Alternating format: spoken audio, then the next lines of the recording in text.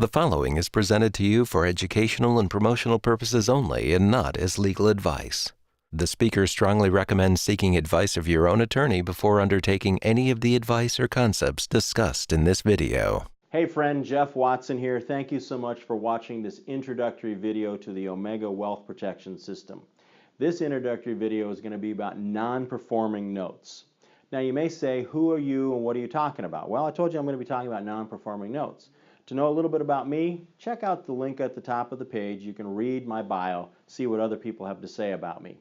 So non-performing notes is one of the hottest trends in investing right now, and there's a reason for it, because there's a lot of inventory available and there's tremendous profit available for people who know what they're doing. Non-performing notes are a fantastic investment for qualified, smart, savvy investors that have got the guts to get into it and get the right training. Okay, and I'm pleased to say that I work with some really smart people in their training program out of the Dallas, Texas area. When you're investing in non-performing notes, you're buying non-performing notes not based upon the face amount of the note or the balance owed, but rather looking at the underlying collateral that's supposedly securing that note. You need to make sure that the value of the collateral is there, and you have to figure the value of the collateral plus the expensive cost of maybe having to foreclose and evict the occupant from the property. So that's part of your due diligence when you do this. Now, that brings me the risks associated with this investment, okay? The borrower can fight the foreclosure, so you got to be prepared for that. Another risk is you may get a non-performing note, you may have a servicer, or you may yourself work out a loan modification and the note may begin to reperform. Great. What happens if the borrower redefaults? It can happen. So you need to be prepared for that. And then the most important thing that you need to be prepared for is when you're doing non-performing notes, you're very often dealing with consumer finance. So the Consumer Finance Protection Bureau is something that you have to be aware of. That, or you have to hire people that do it. Now, what would I do? Well, I highly recommend that if you're going to be involved in non-performing notes, you hire a servicing company. In fact, I recommend that if you're going to be involved in either performing or non-performing notes involving residential property that may be owner-occupied, get a servicer to help you. Get one of the high-quality servicing companies that are out there. Get them to handle this stuff for you. So now let's talk about making money off of non-performing notes. This gets to be very complex because you have both an interest income here as well as the potential of some gain. And so you have to be very careful understanding the tax consequences here.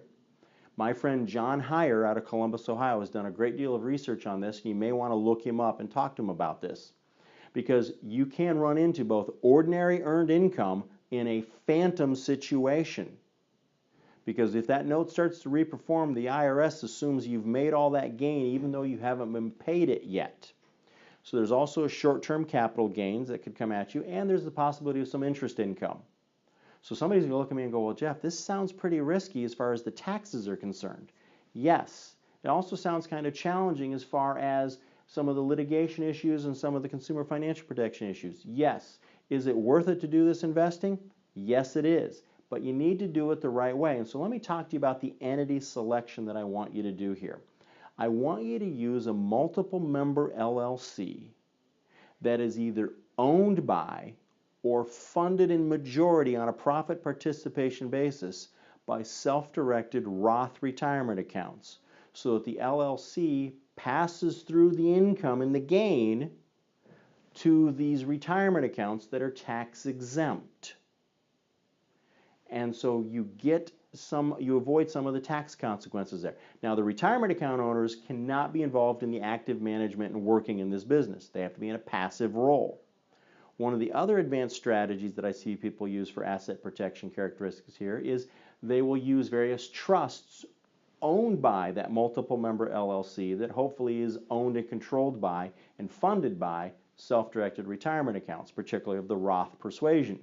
So there's a way of getting both anonymity, asset protection, and mitigating your tax risks, all while creating a very good investment rate of return and good outcomes with non-performing notes. Non-performing notes, when done right, are incredibly lucrative. I know this video is run a little bit long. You may need to watch it a second time because I gave you a lot of information. But I want to thank you so much for your attention, urge you to watch it again a second time, and until the next time, peace, and I'll talk to you soon. Thank you.